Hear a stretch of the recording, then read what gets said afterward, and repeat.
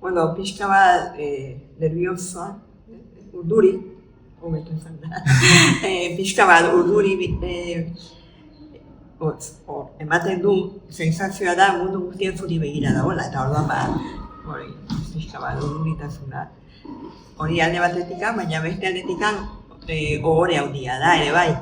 Eta orduan ohorea, balantzan ohorea irabazi du eta prest nago.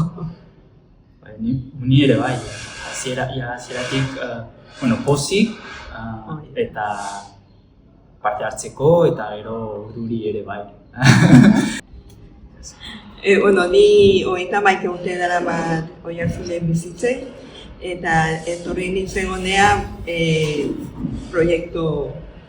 bizitza proiektu bat egitea Euskal Herrian. Aukeratu dugu Oiartzun euskeragatikan.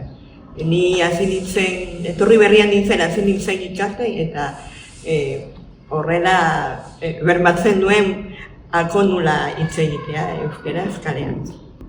Orain dela 12 urte iritsi nintzen nire familiarekin eta etorri nintzen nire lanagatik etorri ginen eta Donostian lana egiten dut eta gero, leku bizitzeko bilatzen ari ginen eta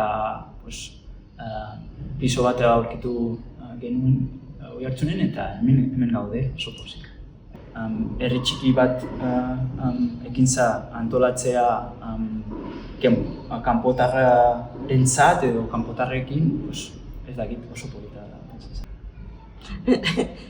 Nire seme-alabak esaten duten bezala direla berenak. Festa berenak.